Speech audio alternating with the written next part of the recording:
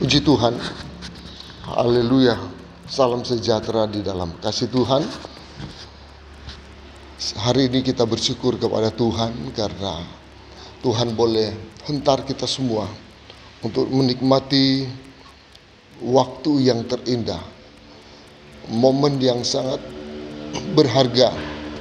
Kita bisa menginjak dan masuk di bulan Desember. Dan semua ini hanya oleh karena anugerah Tuhan. Kita akan mendengarkan bagian dari kebenaran firman Allah. Sebelum kita menikmati firman Tuhan, saya mengajak kita tunduk sejenak berdoa bersama-sama. Bapa di surga, kami bersyukur kepadamu karena saat ini kami diberi kesempatan untuk mendengarkan kebenaran firman-Mu. Kebenaran yang menghidupkan iman kami, kebenaran yang memerdekakan, kebenaran yang memulihkan, kebenaran yang meneguhkan iman percaya kami. Dan biar apa yang Tuhan nyatakan melalui firman-Mu, semua telinga yang mendengar beroleh kekuatan, beroleh kesembuhan, beroleh pemulihan. Nama Tuhan dipuji dan nama Tuhan dipermuliakan. Terima kasih Tuhan. Kami akan dengarkan kebenaran firman-Mu. Mengucap syukur dalam nama Tuhan Yesus Kristus. Haleluya. Amin. Bapak Ibu Saudara sekalian, saat ini saya mengajak kita akan bersama-sama membaca dari kitab Injil Matius pasal yang ke-12 ayat yang ke-20. Berkata begini, buluh yang patah terkulai tidak akan diputuskannya, dan sumbuh yang pudar nyalanya tidak akan dipadamkannya. Melalui kebenaran firman Tuhan, saat ini saya ingin membawa saudara kepada Natal yang membawa pemulihan. Ketika Yesus mengungkapkan ada satu bagian yang terjadi dalam kehidupan manusia. Kehidupan itu adalah satu kehidupan yang rapuh, satu kehidupan yang terbatas, satu kehidupan yang penuh dengan kekurangan. Manusia yang penuh dengan kegagalan, yang kemudian digambarkan oleh firman Allah. Buluh yang patah terkulai tidak akan diputuskan. Buluh yang patah dan sumbuh yang pudar adalah berbicara tentang kehidupan saya dan saudara. Kehidupan yang rapuh, kehidupan yang tanpa kekuatan. Hidup kita sebagai manusia yang lemah, yang digambarkan seperti buluh yang patah, terkulai tidak akan diputuskan. Kehidupan kita yang digambarkan seperti sebuah bambu atau sebuah bulu yang telah patah, tetapi tidak diputuskan oleh Yesus. Dia tetap membuat hidup kita berarti. Dia tetap membuat hidup kita tersambung. Dia tetap membuat hidup kita tetap utuh. Dan tidak diputuskan oleh Yesus. Hidup kita yang digambarkan seperti sumbuh yang pudar, yang tidak memancarkan kemuliaan, yang tidak memancarkan terang, yang tidak memancarkan cahaya kepada orang. Mungkin hidup kita yang tidak bisa menjadi berkat, tetapi oleh kasih anugerah Tuhan, Alkitab berkata tidak dipadamkan. Kita ibarat seperti sebuah sumbu yang pudar, yang sebenarnya nyala hidup kita ini harus mati. dan tidak bisa bercahaya lagi. Tetapi Tuhan membuat hidup kita untuk bisa menjadi terang, untuk bisa menjadi berkat, untuk bisa memancarkan kemuliaan Tuhan. Ada pemulihan yang dilakukan oleh Kristus dalam hidup saya dan hidup saudara. Allah tidak pernah menyerah terhadap kita, karena Dia tahu kesempatan untuk berubah itu selalu ada. Jika hidupmu seperti bulu yang patah terkulai, jika hidupmu seperti sumbu yang nyalanya pudar di hari Natal ini, maka ingatlah saudara-saudara, ada kasih yang dapat memulihkan, ada kasih Allah, ada kuasa Natal Kristus yang dapat memulihkan kehidupan kita. Apa yang dapat dipulihkan? Ada banyak hal yang dapat dipulihkan. Firman Tuhan berkata, Yesus harus tinggal di sorga sampai waktu pemulihan segala sesuatu, di dalam Kisah pasal 3 ayat 21. Ada banyak hal yang dapat dipulihkan oleh Tuhan di hari Natal. Natal ini adalah sebagai satu kebanggaan kita sendiri.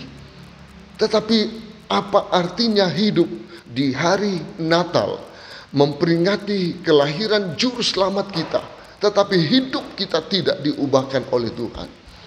Esensi Natal bukan kepada pohon Natal, bukan kepada baju yang baru, bukan kepada aksesoris Natal, bukan kepada pernak-pernik Natal yang ada di rumah. Esensi Natal yang sesungguhnya yang harus terjadi, di mana tujuan Allah menghadirkan juru selamat ketika firman menjadi manusia, agar hidupmu dipulihkan. Agar hidupmu dipulihkan. Apa yang bisa dipulihkan oleh Allah dalam kehidupan kita? Apa yang dapat dipulihkan oleh Tuhan dalam kehidupan orang percaya? Saudara-saudara, yang dapat dipulihkan oleh Allah dalam kehidupan kita sebagai orang yang percaya kepada Tuhan, yang pertama adalah yang harus dipulihkan oleh Allah adalah diri kita. Agar diri kita berdamai, pertama dengan diri kita, dan kedua bisa berdamai, diri kita berdamai dengan Tuhan. Yang harus terjadi dalam hidup kita adalah supaya diri kita bisa berdamai dengan diri sendiri. Ketika Tuhan mau memulihkan diri kita, maka saudara-saudara, apa yang harus kita lakukan supaya kita bisa berdamai dengan diri sendiri? Maka kita harus bisa berdamai dengan hati kita. Kita harus bisa berdamai dengan perasaan kita. Kita harus bisa berdamai dengan ego kita. Kita harus bisa berdamai dengan kedagingan kita. Dan diletakkan di hari Natal. Izinkan Kristus, kuasa Natal itu memulihkan hidupmu. Yang harus berdamai adalah kepahitan, kebencian, iri hati, kecemburuan. Ada banyak orang tidak mau melihat orang lain sukses, ingin gagal, ingin jatuh, ingin hancur. Tetapi Tuhan punya rencana besar dalam hidupmu, supaya hidupmu dipulihkan oleh Tuhan. Berilah hidupmu didamaikan oleh Tuhan. Tetapi kita harus dulu berdamai dengan diri sendiri. Kita harus berdamai dengan diri sendiri. Kalau kita tidak bisa berdamai dengan diri sendiri, sangat sulit untuk berdamai dengan Tuhan. Betapa penting hidupmu didamaikan oleh Tuhan. Karena pendamaian yang Tuhan berikan adalah pendamaian yang membawa kepada pemulihan. Ada berapa banyak orang di hari Natal ini, saudara-saudara, merayakan Natal Kristus, tetapi hatinya jauh dari Tuhan. Hatinya penuh dengan kebencian, hatinya penuh dengan kepahitan, hatinya tidak dibereskan, hatinya tertutup untuk orang lain. Tidak sedikit kita mendengar ketika saudara ke gereja, mungkin ada orang yang berkata begini, saya tidak suka itu ses atau brur di gereja. Saya tidak suka lihat dia di dalam gereja. Saya tidak suka dengan orang itu. Saya tidak suka dengan si ini dan si itu. Ketika kita melihat orang, kita langsung kehilangan berkat yang sebenarnya adalah berkat Natal yang datang melalui pemulihan. Tetapi kita terganjal dengan perkara-perkara kedagingan yang tidak dimatikan. Kita perlu hidup sesuai dengan apa yang Tuhan mau. Sebagai orang percaya kepada Tuhan, firman Allah berkata dalam Mazmur 119 ayat 88, hidupkanlah aku sesuai dengan kasih setiamu, supaya aku berpegang pada peringatan yang kau berikan. Hidupkanlah aku dengan kasih setiamu. Tuhan mau menghidupkan kita sesuai dengan kasih setia. Tuhan mau menghidupkan saya dan saudara sesuai dengan kasih setia. Tetapi bagaimana Tuhan mau menghidupkan hidup diri kita jika kita tidak berdamai dengan diri sendiri? Kita perlu berdamai dengan diri, dan kemudian kita perlu berdamai dengan orang lain. Kita perlu membangun perdamaian di hari Natal ini, supaya pemulihan itu bekerja. Dia akan membawa kita kepada rencana Tuhan. Dia akan membawa kita kepada kuasa yang memerdekakan. Dia akan menunjukkan kemuliaan yang besar di saat kita membuka diri. Kita perlu melepaskan, meninggalkan cara-cara hidup yang tidak berkenan. Kita perlu meninggalkan perkara-perkara duniawi yang menjebak kehidupan kita. Kalau kita tidak bisa mengambil keputusan untuk menanggalkan ego, menanggalkan iri hati, kepahitan, kecemburuan, dan sebagainya, maka saudara akan kalah di hari Natal dan kehilangan janji yang sangat berharga. Apa yang perlu dipulihkan oleh Tuhan? Bukan saja diri kita. Hal yang kedua yang ingin saya sampaikan. Hal yang kedua yang perlu dipulihkan oleh Tuhan di hari Natal adalah iman. Mengapa iman perlu dipulihkan oleh Tuhan di hari Natal ini? Mengapa Natal Kristus perlu memulihkan iman orang-orang percaya? Saudara perhatikan Ibrani pasal 10 ayat 38 berkata begini. Tetapi orangku yang benar akan hidup oleh iman.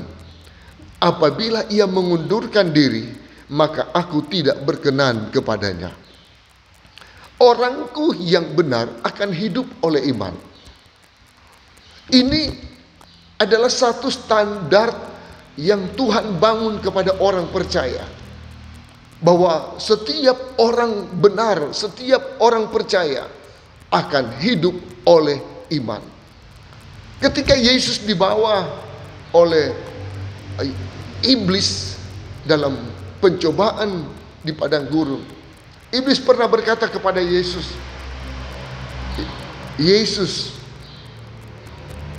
kalau engkau bisa membuat batu ini menjadi roti. Tetapi Yesus berkata, manusia hidup bukan dari roti saja, tetapi dari setiap firman yang keluar dari mulut Allah. Bahwa esensi kehidupan rohani manusia adalah satu kehidupan yang dihidupkan oleh firman, bukan dari makanan. Dan inilah yang kemudian diungkapkan, orang benar akan hidup oleh iman. Dan kehidupan yang dilakukan oleh Tuhan kepada kita adalah satu kehidupan yang benar, satu kehidupan yang sesungguhnya. Orangku yang benar akan hidup oleh iman. Persoalannya saudara-saudara, bagaimana keadaan imanmu hari ini? Bagaimana engkau bisa menghidupkan dirimu dengan iman?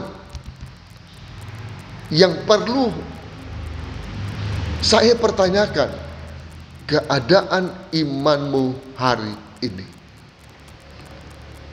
Ibrani pasal 11 ayat 6 berkata, tanpa iman tidak mungkin orang berkenan kepada Allah. Betapa penting iman untuk bisa hidup berkenan di hadapan Tuhan. Betapa penting iman untuk bisa hidup berkenan kepada Allah. Mengapa iman perlu dipulihkan oleh Tuhan? Yakobus berkata dalam kitab Yakobus pasal 2 ayat 17, jika iman tidak disertai perbuatan, maka iman itu pada hakikatnya mati. Kalau iman tanpa perbuatan, maka iman itu mati. Bagaimana kita bisa hidup oleh iman kalau imanmu mati?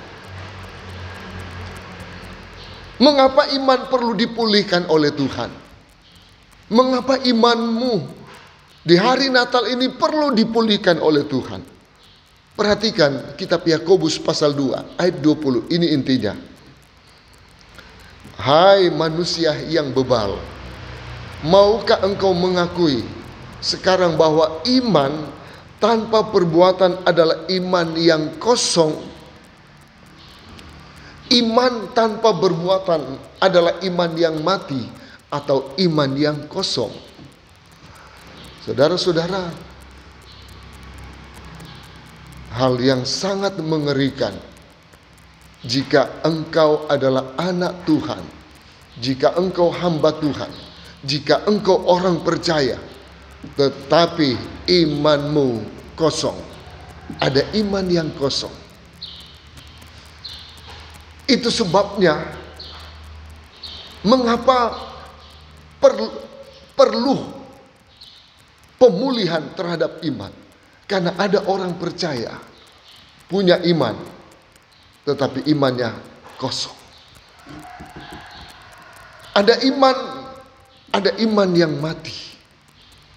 Bagaimana kita bisa berkata orang benar akan hidup oleh iman kalau imanmu mati atau kalau imanmu kosong?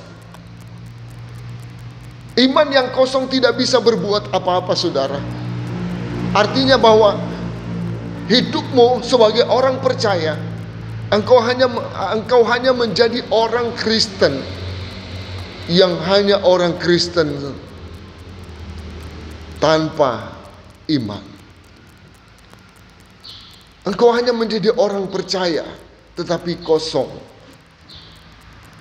Kita sudah tahu firman, kita sudah tahu kebenaran, tetapi kalau engkau tidak lakukan, kalau engkau tidak berani mengerjakan, maka imanmu mati. Natal, Tuhan mencari iman orang-orang percaya. Yesus pernah berkata begini, kalau ia datang, adakah dia mendapati iman di bumi? Kalau dia datang,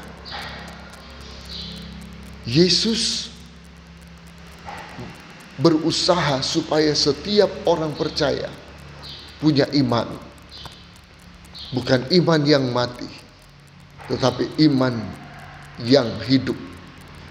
Iman yang bisa menghidupkan kita. Iman adalah perpanjangan tangan untuk dapat meraih janji-janji Tuhan. Ketika Yesus dalam pelayanannya, dia berkata, hai orang sakit, imanmu menyelamatkan, imanmu menyembuhkan, dan sebagainya. Banyak hal besar terjadi di dalam firman Allah. Ada banyak hal yang besar terjadi bahkan dalam hidup kita. Itu oleh karena iman. Satu saat saya berdoa kepada orang yang sakit. Orang tersebut adalah seorang ibu yang sudah 5 atau sekitar hampir 6 tahun terbaring di dalam kamar. Semua aktivitasnya ada di kamar. Dia tidak bisa lagi berjalan. Sudah kurang lebih hampir 6 tahun. Saya berdoa kepada ibu ini. Dan hal yang pertama saya katakan, imanmu menyembuhkan engkau. Jangan bergantung kepada beriman kepada pendeta, tetapi beriman kepada Tuhan. Beriman, harus punya iman. Hidupkan firman Allah melalui iman. Saya hanya bisa berdoa, tetapi imanmu yang menyembuhkan. Saya berdoa, saudara-saudara. Ketika berdoa kepada ibu ini yang lumpuh, saya pulang ke rumah dan mujizat itu terjadi. Ketika saya pulang, saudara-saudara, ibu ini bisa berdiri dan bisa melangkah. 2-3 hari kemudian dia sudah beli tiket untuk terbang ke satu daerah mengunjungi keluarga. Karena dia sudah bisa berdiri dan sudah bisa berjalan. Dia bisa menangkap kuasa Tuhan dengan iman. Dan inilah yang Tuhan cari. Orang benar akan hidup oleh iman. Kehidupan yang ada di dalam iman adalah satu kehidupan kekuatan, satu kehidupan dalam kesembuhan, satu kehidupan terhadap kelepasan. Imanmu menyelamatkan. Mungkin engkau sedang menghadapi persoalan keuangan, persoalan rumah tangga, persoalan terhadap bisnis dan sebagainya. Hidupkan imanmu. Izinkan Tuhan pulihkan imanmu hari ini. Dan biar engkau melihat bahwa apa yang dikatakan oleh firman Allah, orang benar akan hidup oleh iman. Orang benar akan hidup oleh iman. Dan biar kiranya kehidupan kita sebagai orang yang percaya benar-benar mengalami yang namanya hidup dipulihkan oleh Tuhan. Iman kita dipulihkan. Mengapa perlu dipulihkan? Karena ada iman yang kosong. Mungkin imanmu sekarang berada dalam titik seperti ini. Biarkan Tuhan pulihkan. Kita perlu menggerakkan sesuatu supaya iman ini hidup. Dan di mana iman bisa hidup dalam diri kita adalah ketika kita merespon dan melakukan firman Tuhan. Apa yang perlu dilakukan oleh Tuhan dan yang perlu dipulihkan oleh Tuhan? Yang ketiga adalah pengharapan. Natal adalah Allah memulihkan pengharapan orang percaya. Firman Allah berkata tadi seperti ini. Buluh yang patah terkulai dan sumbuh atau bulu yang patah terkulai tidak akan diputuskannya, dan sumbu yang pudar nyalanya tidak akan dipadamkannya sampai ia menjadikan hukum itu menang. Saudara-saudara, kehidupan kita yang digambarkan seperti bulu yang patah terkulai adalah berbicara tentang kehidupan manusia yang lemah, penuh keterbatasan, manusia yang gagal, manusia yang penuh kemalangan, manusia yang hidup tanpa pengharapan. Apa yang bisa dibanggakan jika hidupmu seperti buluh yang patah terkulai? Apa yang bisa dibanggakan oleh hidupmu jika hidupmu adalah seperti sumbu yang nyawanya pudar? Apa yang bisa dibanggakan? Artinya engkau hidup berjalan dalam satu keputusasaan. Hidup berjalan dalam kegagalan. Hidup berjalan dengan kebimbangan, ketakutan, kecemasan. Inilah hidup yang digambarkan seperti bulu yang patah. Hidup yang tanpa pengharapan. Allah tidak pernah menyerah terhadap kita. Allah tidak pernah menyerah terhadap hidupmu, karena Dia tahu kesempatan untuk berubah itu selalu ada, selagi masih ada kesempatan. Selagi masih ada kesempatan. Ada kasih Allah yang memulihkan hidupmu di hari Natal ini. Hidup tanpa harapan karena sakit, orang berkata penyakitmu tidak mungkin disembuhkan. Hidup tanpa pengharapan karena engkau bangkrut dan gagal dan tidak mungkin bisa bangkit lagi. Rumah tanggamu retak dan tidak mungkin bersatu lagi. Dan engkau di situ putus harapan. Kita kehilangan harapan karena masalah yang begitu besar melilit kehidupanmu. Dan engkau berkata, tidak mungkin. Engkau berkata, tidak mungkin dibaharui. Karena engkau putus harapan. Allah perlu datang kepada orang-orang sepertimu. Allah perlu datang kepada orang-orang seperti engkau yang kehilangan harapan. Serahkan hidupmu kepada Tuhan. Izinkan Dia pulihkan harapan hidupmu. Karena firman Tuhan berkata, harapan yang engkau bangun tidak akan pernah sia-sia di hadapan Tuhan. Harapan yang engkau bangun adalah satu harapan yang pasti. Harapan yang tidak mengecewakan. Natal adalah wujud kasih yang menghadirkan pemulihan. Yesus pernah berkata, tidak ada yang mustahil bagi orang yang percaya. Sebab memang bagi Allah tidak ada yang mustahil. Bagi orang yang percaya tidak ada yang mustahil. Sekalipun orang mungkin berkata terhadap hidupmu, tidak mungkin Pak Pendeta, sudah selesai. Tetapi Natal tetap menghadirkan pengharapan. Mari kita raih pengharapan itu. Hidupkan pengharapanmu dari kebenaran firman Allah. Bahwa Allah bisa. Tuhan mampu. Karena tidak ada yang mustahil. Dia sanggup mengubah hidupmu. Dia sanggup pulihkan engkau. Karena ini adalah momen yang tepat Tuhan bekerja di hari Natal. Dan biar kiranya saudara-saudara, melalui kehadiran Kristus di hari Natal, akan membawa engkau kepada satu kehidupan yang baru. Kehidupan yang dipulihkan. Kehidupan yang diberkati. Kehidupan yang penuh damai sejahtera. Karena firman Allah berkata bahwa rancangan Allah adalah rancangan hari depan yang penuh harapan. Bukan separuh harapan, bukan seperempat harapan.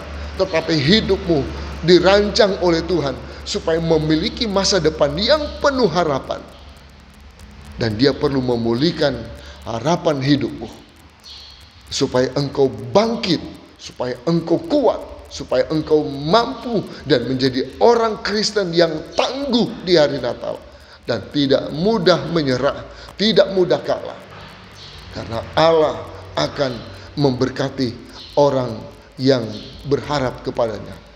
Firman Tuhan berkata, diberkatilah orang yang menaruh harap kepada Tuhan. Dan biar kiranya melalui kebenaran firman Tuhan pada hari ini, membawa hidupmu di hari Natal menjadi lebih baik lagi, menjadi lebih diberkati, lebih sukses, dan lebih bersemangat di dalam iman. Haleluya. Tuhan memberkati firman Tuhan. Amin. Puji Tuhan. Kiranya kebenaran firman Tuhan membawa kehidupan kita semakin baik hari ini, dan saudara terberkati dengan kebenaran firman-Nya. Tuhan Yesus memberkati. Haleluya. Puji Tuhan. Amin.